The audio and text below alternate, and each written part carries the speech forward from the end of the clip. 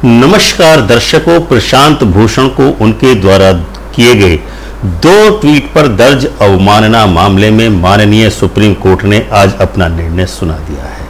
14 अगस्त 2020 को माननीय सर्वोच्च न्यायालय ने प्रशांत भूषण को अवमानना मामले में दोषी ठहराया था, जिसके बाद 20 अगस्त को बहुत लंबी चौड़ी बहस और उसके बाद 24 अगस्त को बहस हुई और अंततः आज वह निर्णय आ ही गया।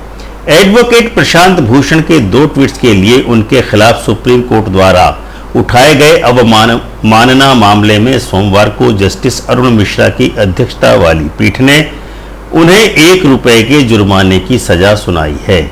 भूषण को यह जुर्माना 15 सितंबर 2020 तक सुप्रीम कोर्ट की रजिस्ट्री के पास जमा करना होगा।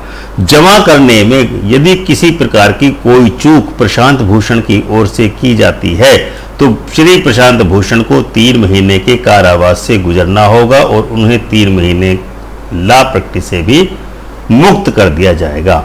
न्यायमूर्ति अरुण मिश्रा ने सजा के आदेश के ऑपरेटिव पार्ट को पढ़ते हुए न्यायाधीशों द्वारा प्रेस को दिए गए बयान वाक्य के विचार के लिए अप्रासंगिक है, क्योंकि न्यायाधीशों को प्रेस में जाने की अनुमति नहीं है।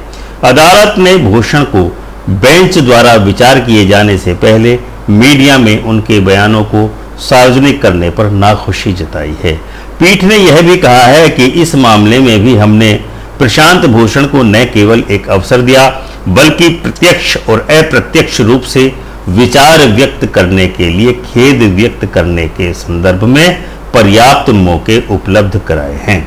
इस अवमानना मामले करने वाले ने ध्यान ही नहीं दिया, यानी प्रशांत भूषण ने अवमानना करने के बारे में ध्यान ही नहीं दिया और उन्होंने अपने बयानों को व्यापक प्रचार दिया, जिससे कोर्ट में और भी मतभेद उत्पन्न हुए।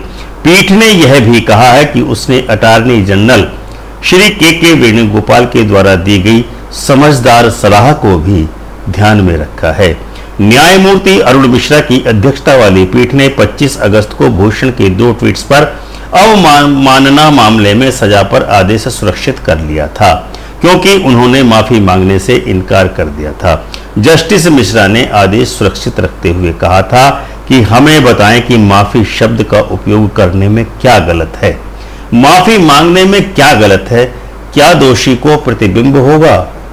माफी एक जादुई शब्द है जो कई चीजों को ठीक कर सकता है। मैं प्रशांत भूषण के बारे में नहीं बल्कि सामान्य तौर पर बात कह रहा हूं। यदि श्रेणी में आ जाएंगे, गांधी जी ऐसा ही किया करते थे।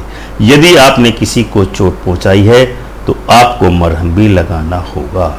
यही बात प्रशांत भूषण ने कही थी।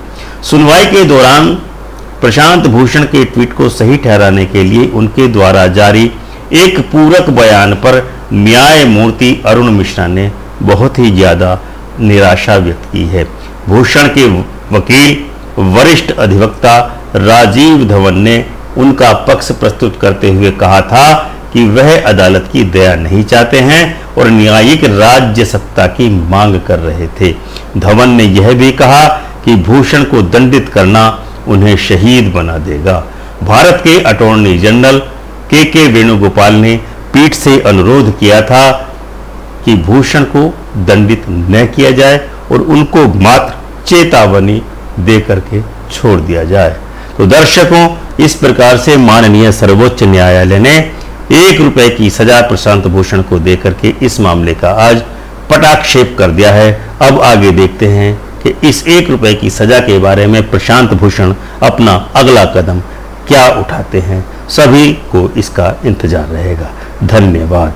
और दर्शकों, चलते चलते हम आपसे अनुरोध करते हैं कि यदि आपने अभी तक हमारे चैनल मेरा भारत को सब्सक्राइब नहीं किया हो तो इसको अवश्य ही सब्सक्राइब करें तथा बेल आइकन का बटन दबाकर ऑल का ऑप्शन चुनें, ताकि ऐसे ही न्यू अपडेट हम आपके लिए लाते रहें। धन्यवाद।